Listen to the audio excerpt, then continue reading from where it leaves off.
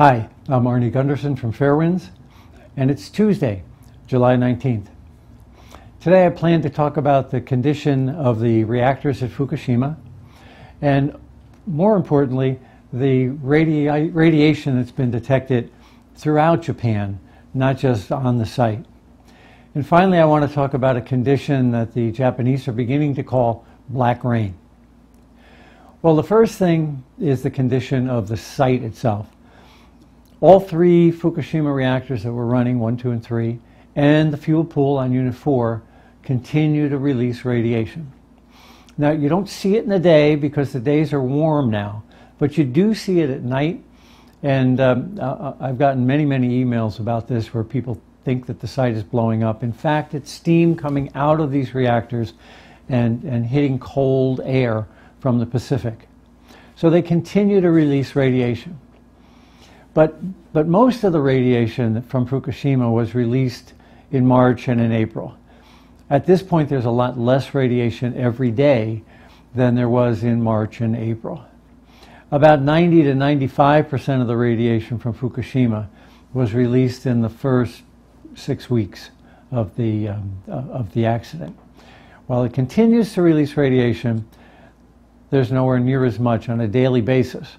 On the other hand, Fukushima may be continuing to release radiation for a long time. Well, the Japanese are building large tents to put over each of these reactors. The first tent is in fabrication now, and it will cover Reactor 1, and then they'll move to Reactor 2 and Reactor 3, and finally Reactor 4. Those tents are designed to prevent the steam from getting out and to collect it as water and treat it. So beginning in September, most of the airborne radiation will be eliminated from Fukushima, at least from Unit 1. And more, though, will wind up with the contaminated groundwater and the contaminated liquids that are on site. And there's nothing in the foreseeable future to eliminate those. As a matter of fact, the Japanese announced that it's going to be 10 years before they begin to remove those cores from the bottom of the containment. There's no technology right now to remove them. Remember, they've melted through the nuclear reactor and they're lying on the floor of the nuclear containment. And now at 3 Mile Island, they had melted onto the bottom of the reactor, but not through the reactor. So this is brand new. And you know, it's sort of like trying to peel an egg off the bottom of a frying pan. If it's cooked too long, it's a very complicated and difficult process. And that's what we're facing at Fukushima in the long-term cleanup. So in the meantime, there'll be an awful lot of liquid radioactive waste that will have to be processed for 10 or perhaps 20 years. Well, in my mind, the more concerning thing is the information that's been coming in from off-site lately. Some friends of mine are biologists that had worked at Chernobyl and went to Japan to do some scientific work over there. They went anticipating things were going to be bad. I got a call this week from them and they said, you know, things are really bad. So these are hardened scientists who are used to dealing with radiation, and they believe that conditions at Fukushima are much worse than they had thought. Now there's some corroborating evidence that's come in on that. The first is that mushrooms about 30 miles from the reactor, between 30 and 40 miles from the reactor, are found to be contaminated well in excess of what the Japanese are allowing. Now the interesting part of that is that the mushrooms were grown indoors. So how can a mushroom grown indoors exceed the radiation standards that the Japanese have set? It's a major concern. And again, it's 35 miles from the accident. The second piece of corroborating evidence is that cattle have been contaminated throughout the Fukushima Prefecture and beyond. In the last week, at first it started that 8 cows were contaminated, and then it became 40 cows, and now it's over 130 cows that are contaminated. And I'm sure that number will go up as time goes on. Now, there's a couple interesting things here. First is that the cows were 30 to 40 miles from the reactor. And their cesium levels are well in excess of anything anyone has ever approved for human consumption. Now, when the cows got to market, the Japanese didn't sample the meat. They rubbed the hide of the cow to see if there was any contamination. And based on rubbing the hide of the cow, they released it to market. It was only after that that it was discovered that the meat was contaminated. That's not an acceptable way of measuring beef. But the more important issue here is that how did the cows pick up that contamination when everyone thought the cows were being fed silage? In other words, straw that had been saved from before the accident. Well, it turns out that the Japanese use rice, the stalks of rice, to feed their cows. And farmers out at 45 miles and beyond were cutting their rice stalks down and shipping it into the farms that were inside the Fukushima Prefecture. And the straw was contaminated to 500,000 disintegrations every second in a kilogram of straw. Now, this is cesium. It's got a 30-year half-life. But 30 years from now, it's still going to be disintegrating at 250,000 disintegrations per second. And 30 years after that, at 125,000 disintegrations per second. That's what this term half-life means. Now, this occurred out at 45 miles. You'll recall the Nuclear Regulatory Commission suggested evacuation out beyond 50 miles. And this appears to indicate that the NRC was right.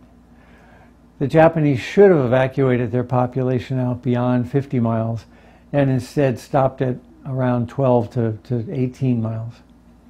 Now, this contamination then has spread beyond the Fukushima Prefecture, yet the prefecture itself seems to be the only place that the Japanese are worried about this radioactive exposure. The last thing I'd like to talk about today is what happens outside the 50 miles that we've just been talking about. It's already pretty clear based on the radiation in the straw that we discovered that the radiation, even out as far as 50 miles, is as high in some areas as Chernobyl was. Well, what about further? Let's take a look at Tokyo, and I'm concerned there too. First, the sewage treatment plants in Tokyo have contaminated their sewage sludge. Now, normally that material is used in building construction material, but it's so radioactive it has to be stored outside under tarps until someone can figure out a way to get rid of it.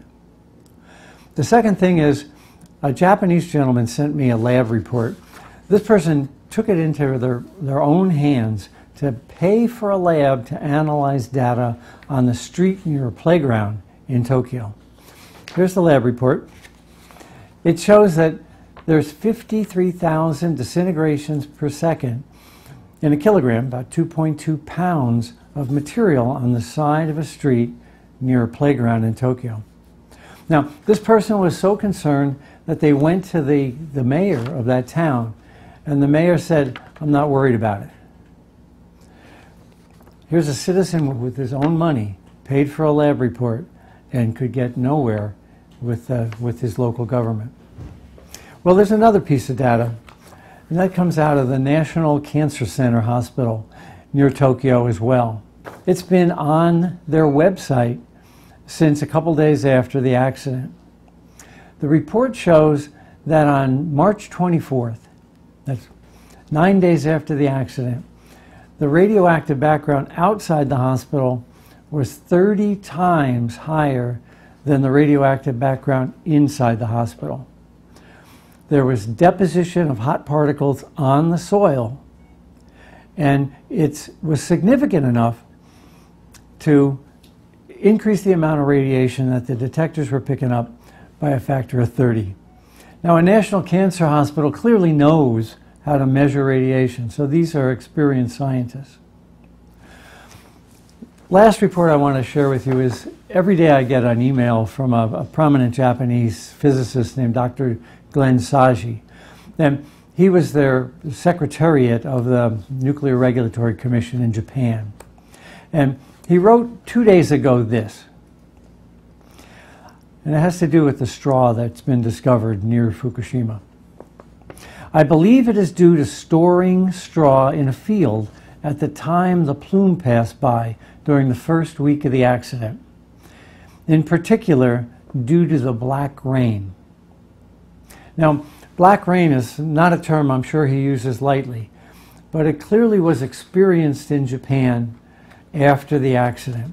What he's referring to there is clouds of radioactive particles, hot particles, depositing everywhere in northern Japan. Well, the Japanese are resourceful people, and as evidenced by their World Cup win on Sunday.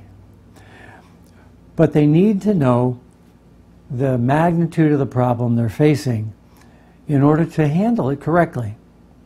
Rather than limit the information, it's important that they limit the radiation. Well, thank you very much, and I'll get back to you.